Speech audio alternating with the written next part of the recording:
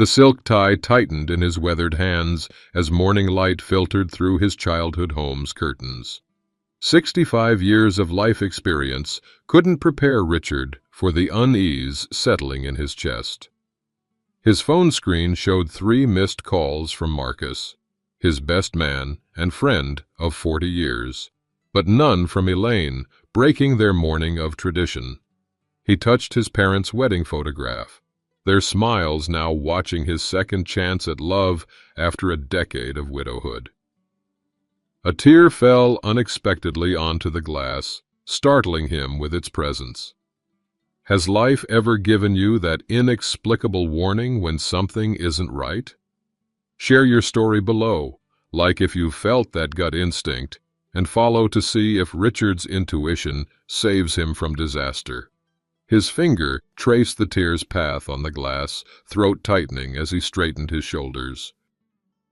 The grandfather clock's chime, marking generations of family milestones, now counted down to a truth he wasn't yet ready to face. The silk tie tightened between Richard's weathered fingers as morning light filtered through his childhood home's lace curtains.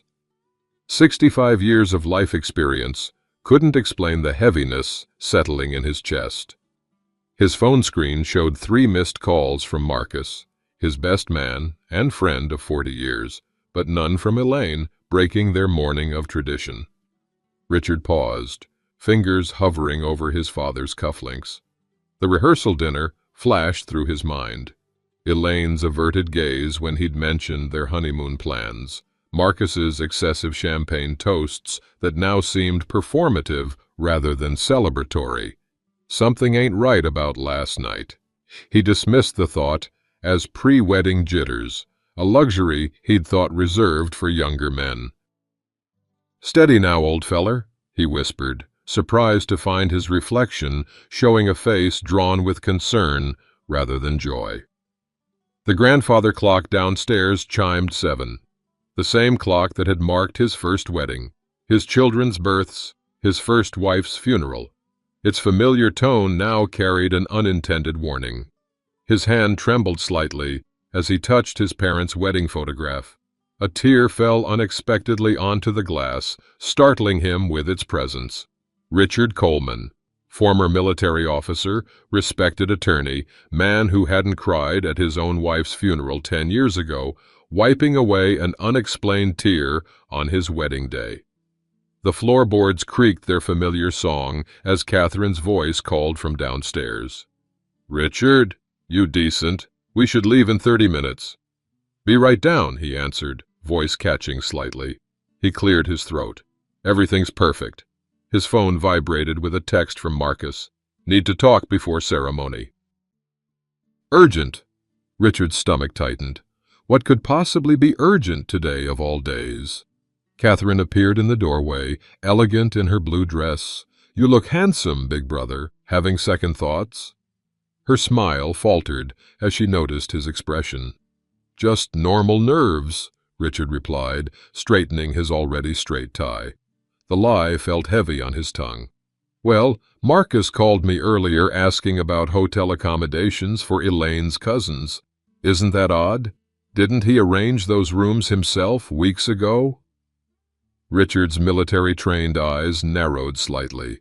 Indeed, Marcus had handled those arrangements personally, had confirmed them just 3 days ago over lunch. His sister's innocent comment crystallized the morning's unease into something concrete. "Catherine," he said carefully, "did Marcus mention which hotel specifically?" "The Parkview, I think, where most of the out-of-town guests are staying." She tilted her head. "Is something wrong?" Richard's hand, now perfectly steady, reached for his car keys. The tear had dried, replaced by something harder, more resolute. Decades of experience had taught him to trust his instincts, and every instinct now pointed toward the Parkview Hotel. "We may need to make a stop before the church," he said quietly. The church parking lot was half-filled when they arrived, early guests milling beneath century-old oaks. Richard's eyes automatically scanned for Elaine's vintage Volvo and Marcus's BMW. Neither was present. "I need to check something," Richard told Catherine, his voice measured despite the storm building within. "Tell Pastor Williams I'll be in shortly." "Richard, what's going on?" Catherine's voice held the familiar note of a younger sister accustomed to being kept in the dark. "You're acting strange." "Just covering all bases." He patted her hand reassuringly. "Military habit." The walk to the church's side entrance felt longer than usual. Each step on the flagstone path echoed with memories of his daughter's wedding in this same sanctuary, his first wife's funeral, decades of Christmas services. Places meant to comfort, now filled with quiet dread. Inside, the preparation rooms buzzed with activity. Flower arrangements perfumed the air with lilies and roses. Richard nodded mechanically to arriving guests, checking his watch with practiced casualness. 45 minutes until the ceremony. "Richard!" Pastor Williams approached, hand extended. "The groom himself. I was just wondering about our final meeting. Neither Elaine nor Marcus has arrived yet." Richard's heartbeat remained steady, years of courtroom experience masking his growing concern. "I've been trying to reach them myself," he said, pulling out his phone to demonstrate. 3 calls to Elaine, 4 to Marcus, all straight to voicemail. Pastor Williams frowned. "That's unusual, especially for Elaine. She's typically punctual to a fault." Indeed she is. The trait had been one of many that had drawn him to her, a shared appreciation for reliability, for promises kept. In the distance, he caught sight of Elaine's bridesmaids, huddled near the bride's preparation room. Their whispers ceased abruptly when they noticed him, faces composing into unconvincing smiles. Jessica, Elaine's closest friend, seemed to find the floral arrangement suddenly fascinating. "Ladies," Richard greeted them, courtroom calm in place. "I don't suppose any of you have heard from our bride this morning?" A moment of awkward silence before Jessica spoke. "Not since last night. We assumed she was with you or getting ready at home." Richard approached the bride's room, pushing the door open gently. The space stood in disarray, makeup brushes scattered across the vanity, garment bag unzipped, Elaine's wedding dress half removed from its protective covering. Her perfume lingered in the air, but the bottle sat open, unused today. "Her things are here," one bridesmaid offered, but she never arrived to start getting ready. Richard's gaze fell on the small overnight bag Elaine had packed for their wedding night. The space where it should have been sitting was conspicuously empty. At that moment, Elaine's mother approached, elegant in her formal attire, but worry lines creasing her forehead. "Richard, have you heard anything? This isn't like Elaine at all." "No, Margaret.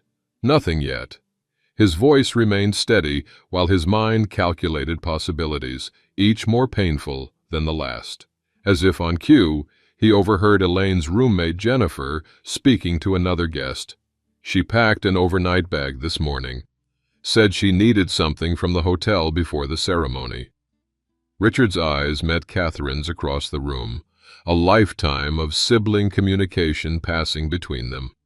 Her face had paled slightly, connecting the same dots he had.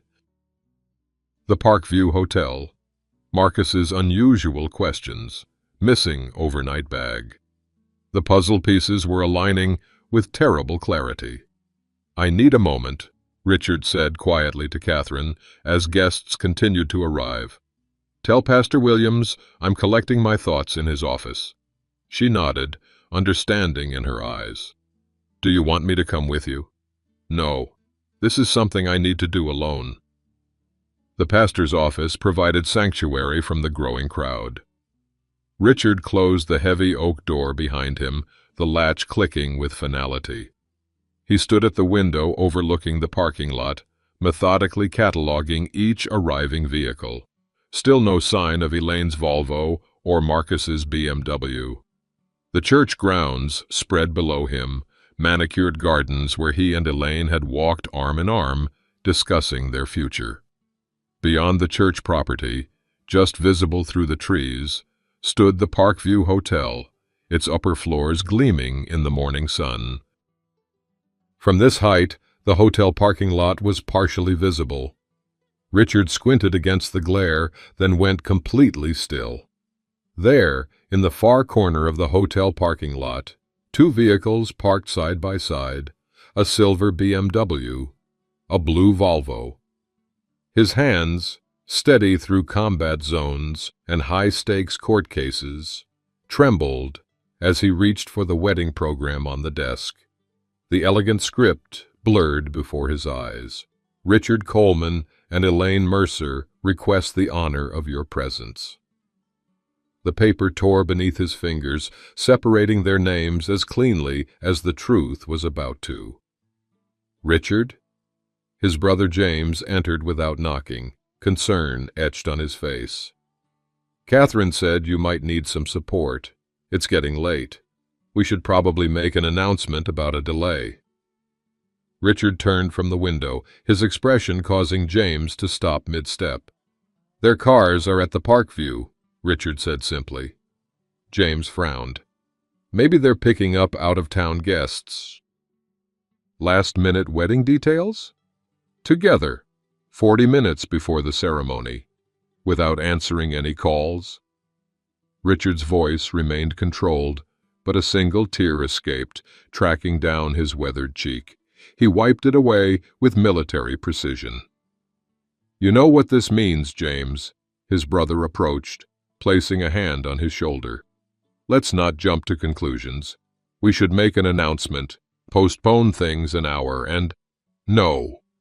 The word came out with quiet finality. I need to know the truth, now. Richard, you're 65, not 25.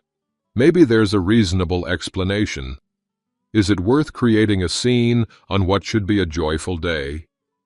The question hung in the air, testing decades of brotherly understanding. Richard removed his boutonniere, placing it deliberately on the pastor's desk.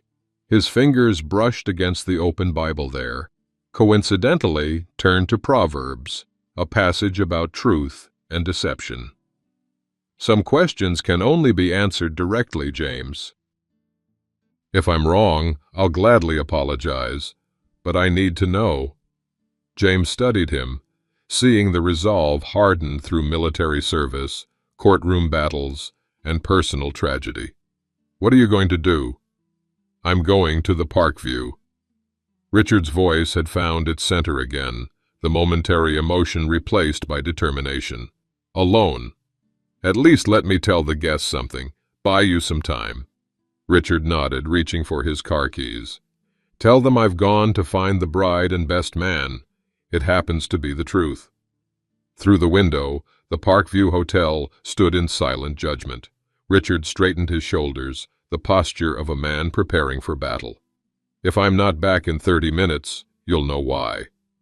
As he left the pastor's office, Richard's gaze fell once more on the torn wedding program, his and Elaine's names, now separated by his own hand. Somehow, he knew with cold certainty they would never be joined again. The Parkview Hotel lobby gleamed with polished marble and brass fixtures, oblivious to the turmoil in Richard's chest. He parked beside Elaine's Volvo, noting the overnight bag visible on the back seat. Marcus's BMW sat adjacent, its position suggesting a hasty arrival. Inside, Richard approached the front desk with practiced composure, the same calm demeanor that had served him in courtrooms and corporate boardrooms for decades. "Good morning," he greeted the young receptionist. "I'm Richard Coleman. There's been a wedding emergency, and I need to reach my fiancée, Elaine Mercer. She's here with my best man, Marcus Donovan, handling some last-minute details." The receptionist typed on her computer. "I'm sorry, sir, but I can't provide guest information without—" "I understand," Richard interrupted gently. "But we have 200 guests at the church waiting for a ceremony that should begin in—" He checked his watch. 25 minutes. It's quite urgent. Something in his dignified bearing, perhaps the contrast of his formal attire with the quiet desperation in his eyes, softened her resolve. "Mr. Donovan is in room 412, she said quietly. "But I didn't tell you that." "Of course not." Richard nodded his thanks, maintaining his composure as he crossed to the elevator. The brass doors closed, leaving him alone with his reflection. A distinguished man in a wedding suit, gray at the temples, standing perfectly straight. Only his eyes betrayed the approaching storm. 4th floor. The corridor stretched before him, identical doors on either side. Plush carpet muffled his footsteps as he approached room 412. From inside came the unmistakable sound of Elaine's laughter, a sound he had treasured, now turned to poison in his ears. Richard paused, hand suspended before the door. For one brief moment, he considered turning back, returning to the church, proceeding with the ceremony, living with the doubt. It would be easier, cleaner, less painful. The moment passed. 40 years in the military and law had taught him that uncomfortable truths were still preferable to comfortable lies. The door was slightly ajar. One gentle push was all it took. The scene unfolded with cinematic clarity. Elaine in Marcus's arms, both partly dressed, champagne glasses on the nightstand. An open suitcase lay on the luggage rack, airline tickets visible on the dresser. The room service tray held remnants of breakfast for two, suggesting they had spent the night. Time suspended. Richard stood perfectly still in the doorway, not grabbing for support, not staggering backward. The physical manifestation of his pain came only in the complete draining of blood from his face and the absolute stillness of his breathing. Elaine saw him first, her eyes widening in horror. "Richard!" Marcus spun around, guilt etched across features Richard had known for 4 decades. "Jesus, Richard, this isn't—" He stopped, unable to complete the obvious lie. "How long has this been happening?" Richard asked, his voice eerily calm. Their exchanged glance told him everything. "We were going to tell you," Elaine began, reaching for a robe. "After the reception, we thought it would be kinder than canceling everything." "Kinder?" Richard repeated, the word hollow. "You have to understand, Richard," Marcus said, his voice dropping to that persuasive tone Richard had heard him use in business negotiations. "This wasn't planned. Well, not initially." Richard's gaze fell to the airline tickets on the dresser. The departure time, 10:30 p.m., hours after their scheduled reception would have ended. With deliberate slowness, he removed his wedding ring, placed it with surgical precision on the nearest surface. The small clink it made against the glass tabletop sounded unnaturally loud in the silence. 40 years, Marcus," he said finally. 40 years of friendship. "Richard, please," Elaine started. "No." The single word carried the weight of a judicial ruling. "There is nothing more to say." For the first time since entering the room, tears formed in Richard's eyes. He made no move to wipe them away, allowing them to fall unchecked, not tears of weakness, but of a grief too profound for words. The distinguished attorney, the former military officer, the man who had faced death and loss with stoic dignity, allowed himself this one moment of naked emotion before strangers who had once been his closest loved ones. Then, without another word, he turned and walked away, leaving them calling after him. Their voices faded as the elevator doors closed, sealing him in momentary solitude with his reflection once more. The man in the mirror looked older now, lined with fresh pain. But as the elevator descended, Richard noticed something unexpected in his reflection. His posture remained unwavering. his shoulders square. For all that had been taken from him today, his dignity remained intact. The decision awaiting him at the church formed with crystalline clarity. 200 guests, 2 families, decades of relationships, all waiting to witness a union that would never occur. But first, they would witness something else entirely. Truth. The drive back to the church passed in a fog, muscle memory guiding Richard more than conscious thought. He parked in the reserved spot labeled Groom with bitter irony and sat motionless, gathering the strength for what came next. Inside, the church hummed with pre-ceremony activity. Catherine spotted him first, relief flooding her face before recognition of his expression stopped her cold. "Oh, Richard," she whispered, "you were right." "Gather the immediate family," he said quietly. "Pastor's study." Now. Minutes later, the Coleman family assembled in the wood-paneled room. Catherine, his brother James, his adult children Sarah and Michael, who had flown in from opposite coasts. Elaine's mother Margaret, who had sensed something amiss and insisted on joining them. Richard stood by the window, the same one that had revealed the vehicles at the Parkview. The parking lot below now overflowed with arriving guests.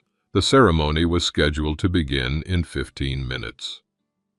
"I found Elaine and Marcus together at the Parkview," he stated, his voice occasionally catching on specific details as he recounted the scene. "They've been involved for some time. They had planned to go through with the wedding, then leave together after the reception. Their flight tickets were already purchased." The silence that followed broke with multiple voices. "Those bastards," Michael growled, his father's military bearing evident in his rigid posture. Sarah, the attorney who had followed her father's career path, immediately shifted to practical concerns. "We need to inform the guests." "Wait," James interrupted. "Let's think this through carefully."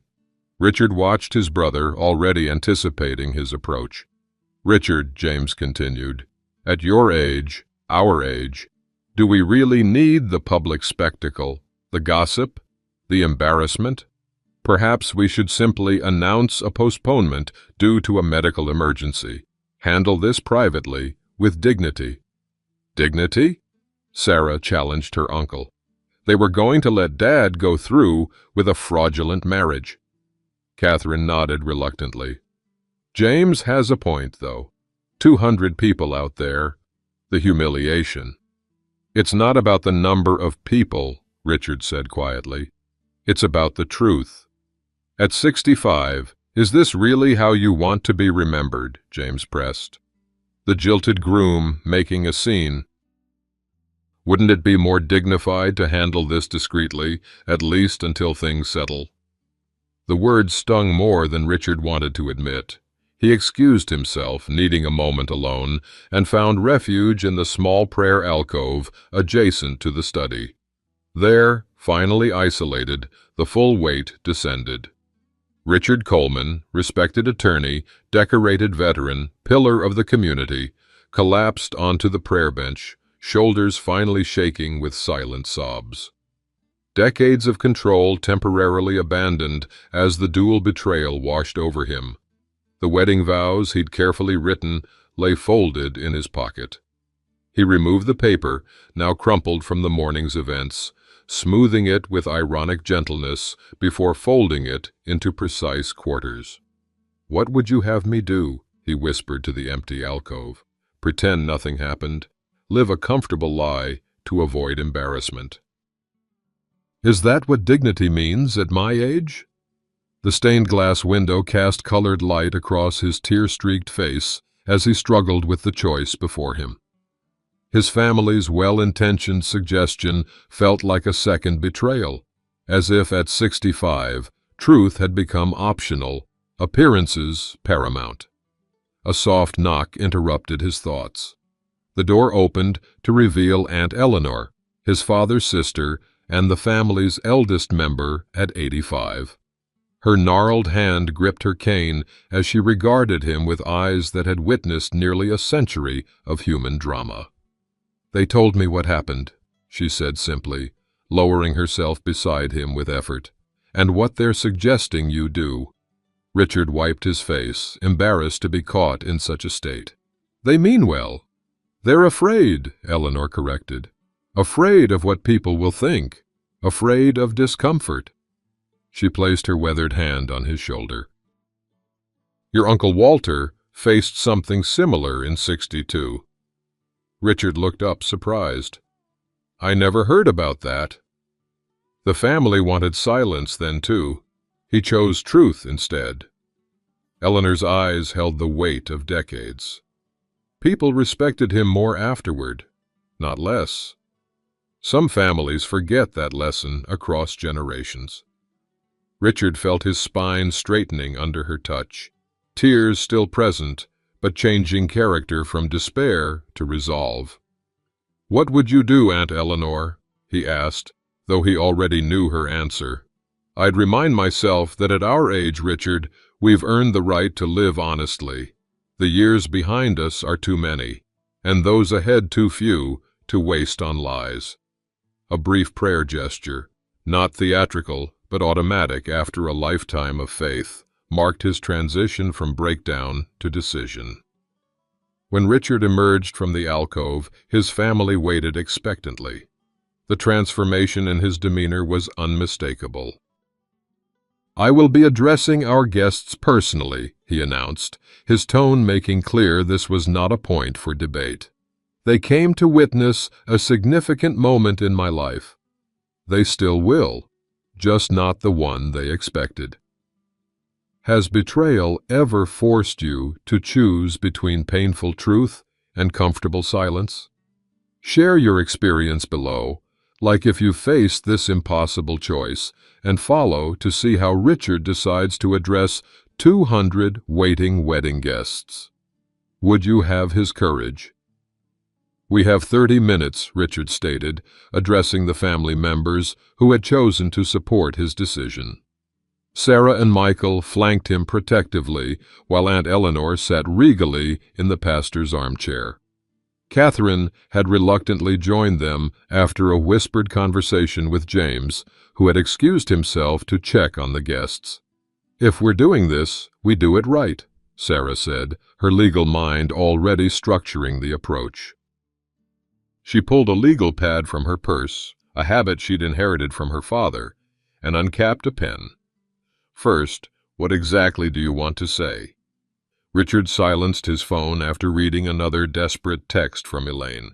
He placed it face down on the desk, a symbolic gesture of finality. "The truth, without embellishment," he replied. "They deserve that much. I won't vilify Elaine or Marcus, but I won't protect them either." Michael nodded approvingly. "Direct and dignified. That's always been your way, Dad." The room fell into a rhythm of planning. Sarah drafted talking points, while Catherine contacted the venue manager about cancellation policies. Michael quietly informed the wedding coordinator, whose professional mask slipped only momentarily before recovering with practiced grace. "What about the gifts?" Catherine asked practically. "The venue deposit? The catering?" "I'll handle the financial aspects," Richard said, grateful for concrete problems to solve. "The gifts will be returned with appropriate notes." "My firm can help with the contracts," Sarah offered. "We might have grounds to recover some costs given the circumstances." As they worked, Richard felt a strange calm settling over him. The initial shock had transformed into something more purposeful. The skills honed through decades of professional crisis management were serving him now in this most personal of disasters. "You'll want to speak from the altar," Aunt Eleanor suggested. "It's the only place everyone will be able to see and hear you properly." "The place we were supposed to exchange vows," Richard noted with irony. Fitting in its way. A tentative knock interrupted them. Pastor Williams entered, his expression somber. "Richard, I've been informed of the situation. I'm deeply sorry." He hesitated. "Are you certain about addressing everyone directly? I could make an announcement on your behalf." Richard shook his head. "Thank you, Pastor, but this is something I need to do myself." "I understand." The pastor nodded respectfully. "The sanctuary is yours whenever you're ready." As Pastor Williams left, Richard caught sight of his reflection in the window. The morning's anxiety had vanished, replaced by a clarity that straightened his posture and steadied his hands. He methodically removed the personal photographs from his wallet, the ones that included Elaine, placing them face down with deliberate finality. "I won't begin the next chapter of my life with a public lie, even to save face," he said quietly, more to himself than to the others. He carefully folded his tear-stained handkerchief and tucked it away in his breast pocket. The private grieving was over. What remained was the public accounting. A commotion in the hallway drew their attention. Michael opened the door to find Marcus's parents, Harold and Ruth Donovan, being reluctantly ushered toward the sanctuary by an usher who clearly hadn't been informed of the situation. "We need to speak with Richard," Harold insisted, his authoritative voice carrying down the corridor. Richard nodded to Michael, who stepped aside to allow the elderly couple entry. Harold Donovan, at 84, still carried himself with the bearing of the federal judge he had been for 40 years. His wife stood beside him, her face lined with distress. "We just heard," Harold said without preamble. "Ruth got a call from Marcus's sister. Is it true?" "I'm afraid so," Richard confirmed. "I found them together at the Parkview." Ruth closed her eyes briefly in pain. "Richard, we are so deeply sorry." "You have nothing to apologize for," Richard assured her. "We raised our son better than this," Harold stated firmly, his judicial demeanor cracking slightly with emotion. "We've come to tell you that we stand with you, Richard, not with what our son has done." Richard extended his hand to his old friend, a gesture that spoke volumes. Harold clasped it firmly, eye contact unwavering. "Some things transcend even family loyalty," the former judge added. "Integrity is one of them." Their unexpected support strengthened Richard's resolve. If Marcus's own parents could choose principle over blood relation, his path was clear. The group finalized their approach as the minutes ticked by. Catherine returned with news that the venue owner had waived the cancellation fee out of sympathy. Sarah confirmed that their legal position was strong regarding other contracts. As they prepared to leave the study, Richard took a final moment alone by the window. The man reflected there bore little resemblance to the anxious groom of that morning. Though the lines in his face had deepened with the day's pain, there was a strength in his expression that had been forged rather than diminished by betrayal. He straightened his tie one last time, squared his shoulders, and turned toward the door. "It's time," he said simply. The family formed around him, daughter and son on either side, sister slightly behind, Aunt Eleanor supported by Catherine, the Donovans following with dignified solidarity. Together, they moved toward the sanctuary where 200 people waited for a ceremony that would never take place. Instead, they would witness something rarer, truth delivered with dignity by a man who had discovered, at 65, that integrity had no expiration date. The church vestibule hummed with muffled conversations as Richard and his family approached. Through the heavy wooden doors, he could hear the restless murmurs of 200 guests who had been waiting nearly an hour. The organist had cycled through the planned prelude music twice already and had switched to improvisational pieces to fill the uncomfortable void. "They're here," Catherine whispered suddenly, gesturing toward a side entrance. Richard turned to see Elaine and Marcus attempting to slip in through a door typically used by the choir. They had changed into formal attire, Elaine in a conservative blue dress rather than her wedding gown, Marcus in a dark suit minus his best man's boutonniere. Their expressions cycled rapidly between embarrassment and determination as they spotted Richard. Before either could approach, an unexpected blockade formed. Harold and Ruth Donovan stepped forward, physically positioning themselves between their son and Richard. Harold's expression of judicial disapproval froze Marcus in place. "Not here, son," Harold said, the two words carrying the weight of a courtroom verdict. Michael and Sarah moved to reinforce the barrier, while Catherine quietly instructed an usher to keep the side door monitored. "Richard, please," Elaine called, her voice carrying the practiced, persuasive tone she used in legal negotiations. "Let's discuss this privately before you do something you'll regret." The familiar manipulation technique, one he'd admired in the courtroom but now recognized had been used on him personally more than he cared to admit, strengthened his resolve. "Pastor," Richard addressed Williams, who had appeared at his elbow, "would you please ask everyone to gather in the sanctuary? I'd like to speak to all our guests at once." As the pastor nodded and moved to comply, Richard stood alone momentarily in the entry vestibule. Catherine squeezed his hand before stepping back, giving him the space this moment required. The weight of what he was about to do pressed upon him. 200 people, friends, colleagues, extended family members, had come to celebrate a union. Instead, they would witness its dissolution before it began. The potential for embarrassment, for pity, for becoming the subject of gossip was substantial. Yet as Richard contemplated these concerns, he found them curiously diminished in importance. At 65, he had weathered public scrutiny in courtrooms, military reviews, and corporate boardrooms.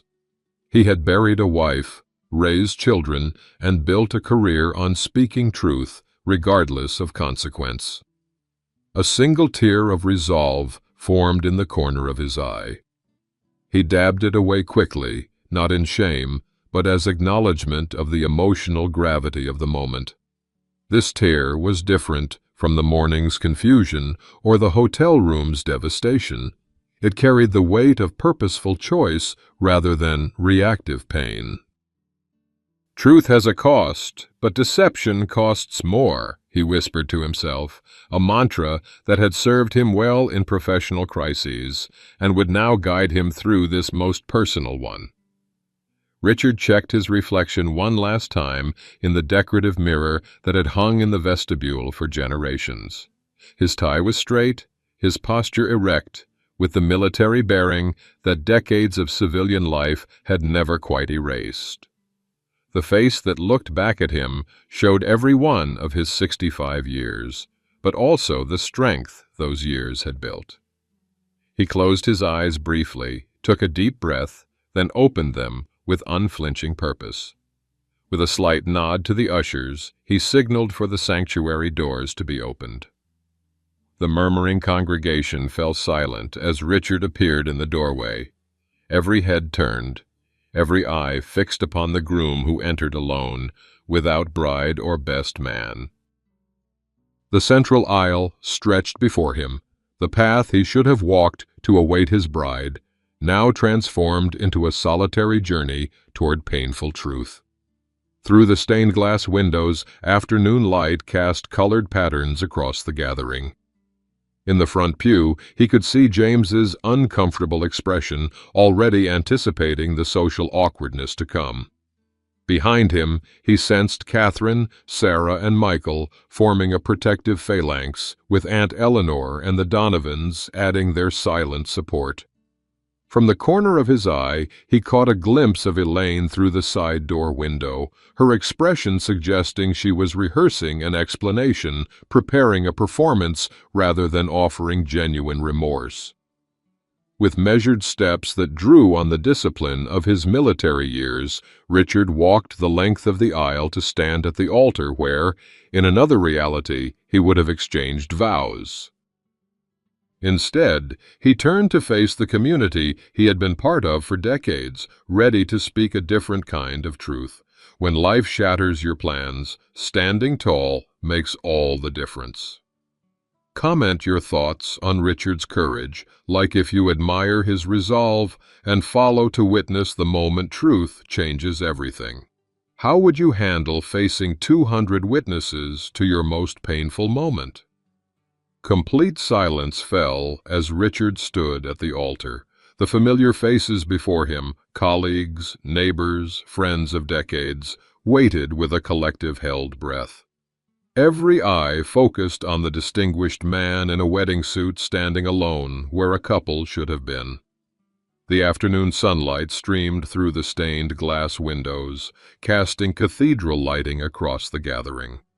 Through the glass doors at the rear of the sanctuary, Elaine and Marcus remained visible, their entrance still blocked by the silent, resolute barrier of family members. Richard took a moment to survey the assembly, drawing strength from the community that had witnessed so many chapters of his life. When he finally spoke, his voice carried with the practiced clarity of his courtroom years. "Good afternoon," he began, the simple greeting somehow making the unusual circumstance more poignant. "I want to thank each of you for coming today. You arrived expecting to witness a wedding ceremony between Elaine and myself. I regret to inform you that this ceremony will not be taking place." A ripple of murmurs moved through the congregation before subsiding.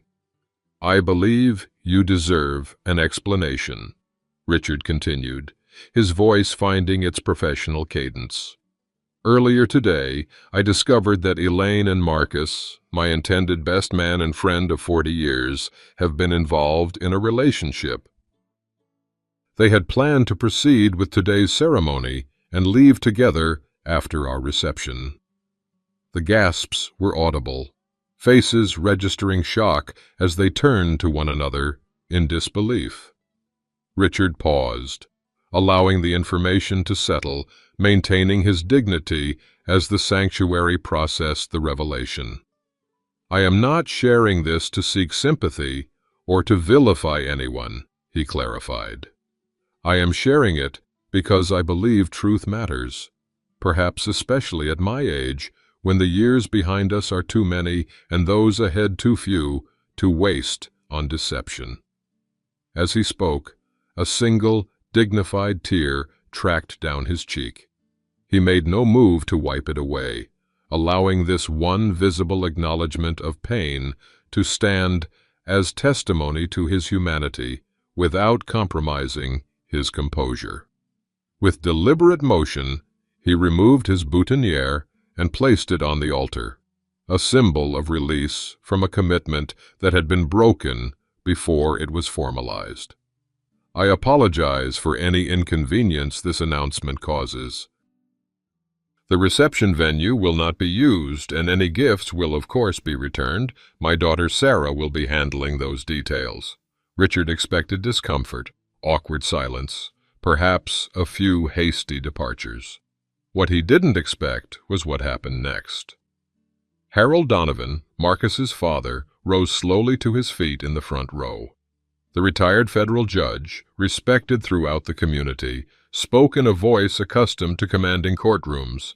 "This is what character looks like," he announced, addressing the congregation. "What integrity demands. Richard shows us all how to face life's hardest moments with dignity." Beside him, Aunt Eleanor struggled to her feet, 85 years of wisdom embodied in her frail form. "Stand with him," she called out clearly. One by one, people began to rise.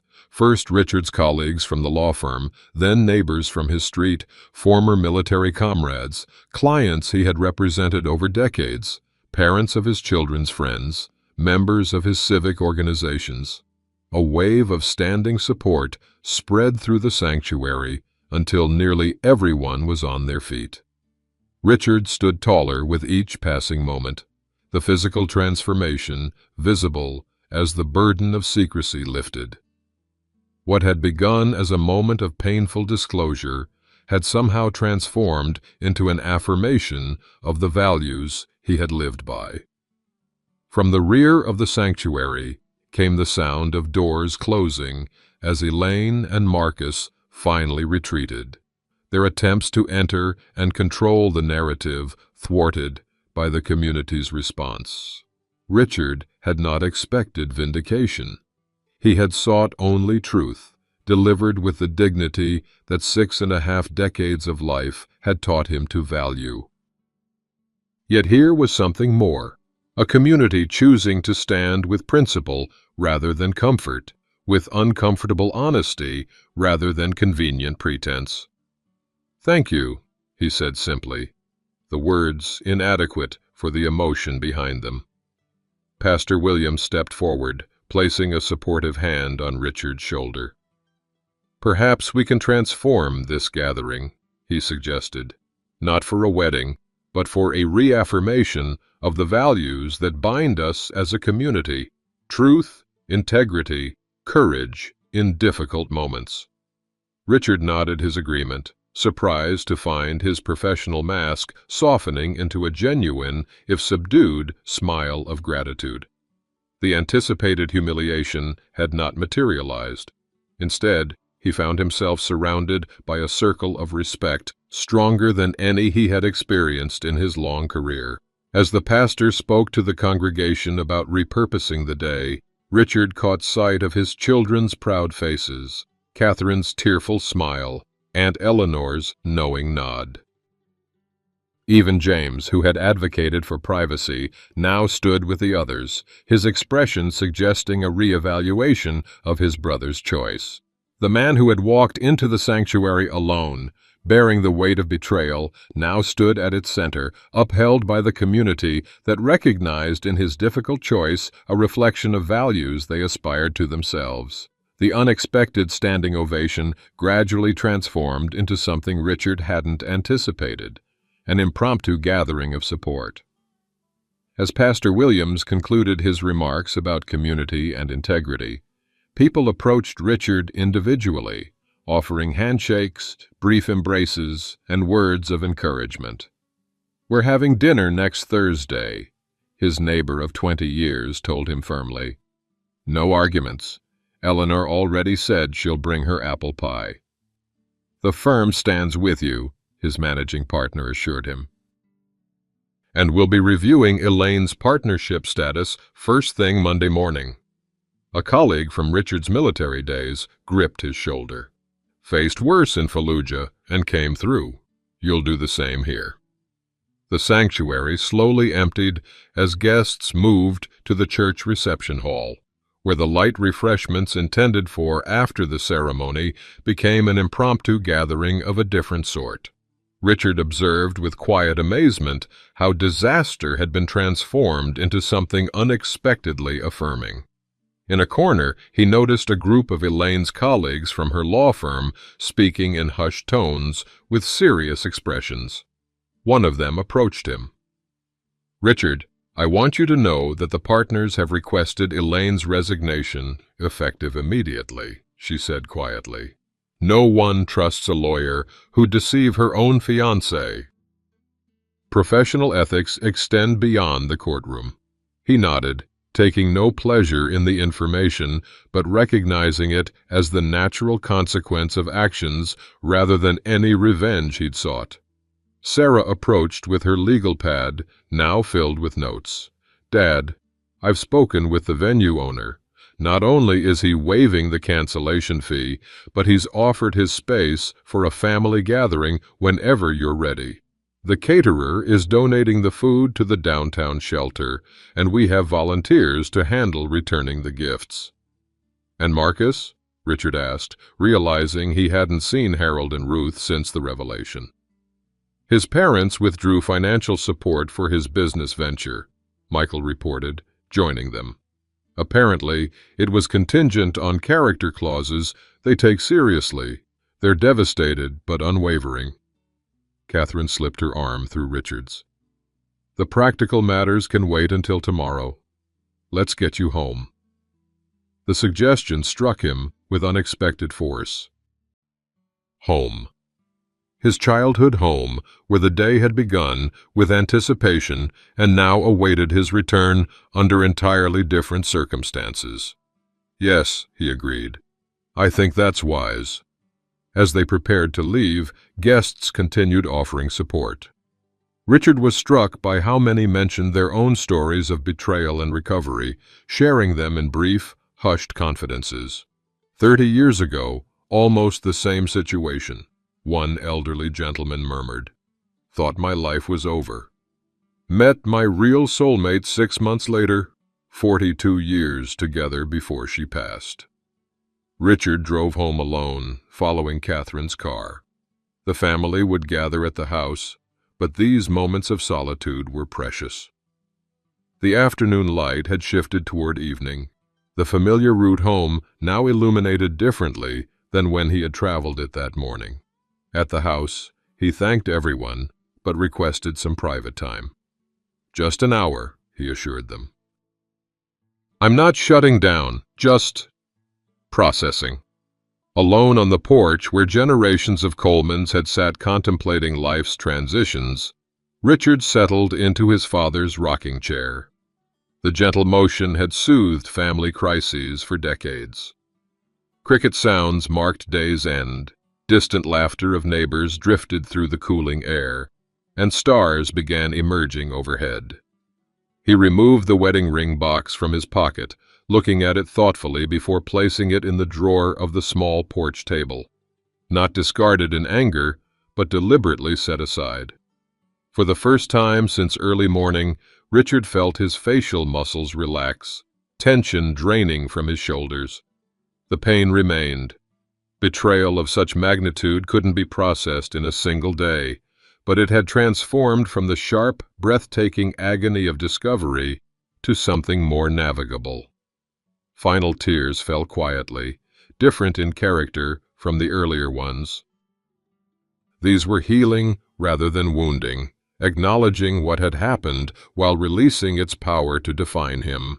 He watched them with self-awareness rather than shame, recognizing their purpose in the grief process his first wife's death had taught him to respect.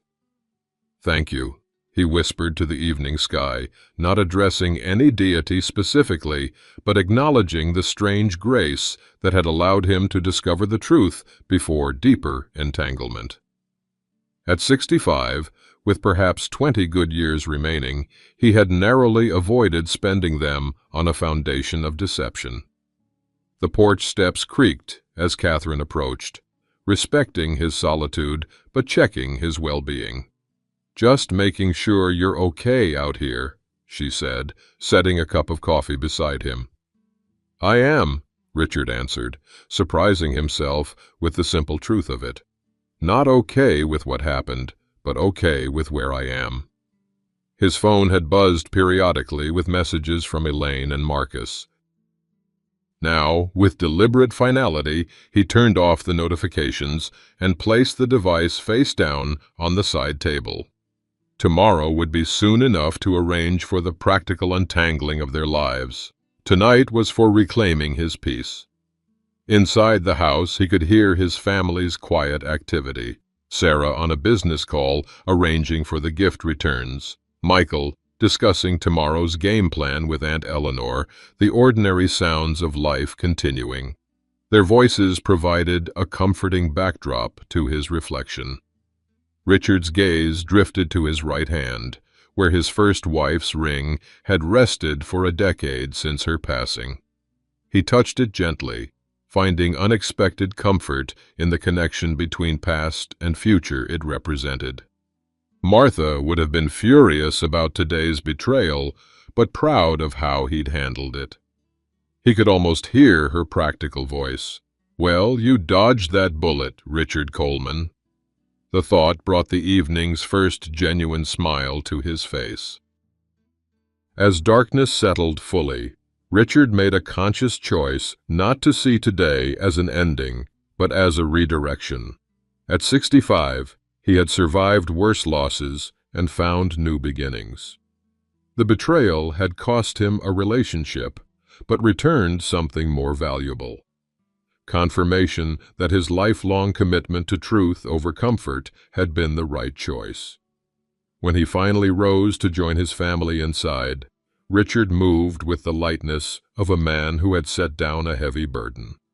The house lights created a warm tableau through the windows. His people gathered in support, creating a future different from the one he'd anticipated that morning, but perhaps, in ways yet to be revealed, ultimately better. Before entering, he paused for one last look at the night sky, now filled with stars. The universe continued, indifferent to human drama, but magnificent in its constancy. In its vastness, Richard found perspective. Today's pain was real, but finite. Beyond it lay infinite possibilities, even for a man in his 7th decade who had just lost what he thought would be his final chance at companionship. What's next? He wondered aloud, the question itself a declaration of faith in tomorrow. Isn't it something, dear reader, how life tests us when our hair has silvered and our hands have weathered? You've felt that moment, haven't you, when trust cracks like an old floorboard beneath your feet? Perhaps it wasn't a wedding day betrayal like Richard's, but you've known that sinking feeling when someone you believed in proves false. That tear, falling on glass, unexpected and unbidden, carries the weight of years invested, now suddenly in question. We build our lives carefully at our age, brick by careful brick of relationships, routines, and expectations. When betrayal shakes that foundation, it's not just today that trembles, but decades of tomorrow's plans. The morning coffee turns bitter, the familiar chair offers no comfort, and the photographs on the wall seem to watch with new, questioning eyes. Ain't right, is it, how people can take all those years of trust and crumple them like paper? Yet there's something in us that stands anyway, isn't there? You've learned, as Richard did, that dignity isn't about avoiding pain, it's about how you walk through it. Those tears in private moments are necessary, healing even, but they don't define you. Remember how he straightened his tie, squared those shoulders that had carried life's previous burdens. Your hands may tremble, but they still know how to steady themselves when needed. Your voice may crack, but it remembers how to speak truth. This is the wisdom that younger folks haven't earned yet, the quiet strength that comes from having survived previous storms. The porch swing still creaks its familiar song when you sit there at dusk. The stars still appear in their appointed places. The coffee still warms your hands on cool evenings, and something inside, something that betrayal cannot touch, reminds you that your story isn't finished yet. The most meaningful chapters might still lie ahead, written not in the flashy scrawl of youth, but in the deliberate, elegant hand of experience. So rock gently in that chair tonight, feel the solid wood beneath you, and know that while some bonds may break, others grow stronger in response. Your dignity, like Richard's, isn't diminished by another's failings. It's illuminated by your response to them. And that, my friend, is a light that age can only make brighter.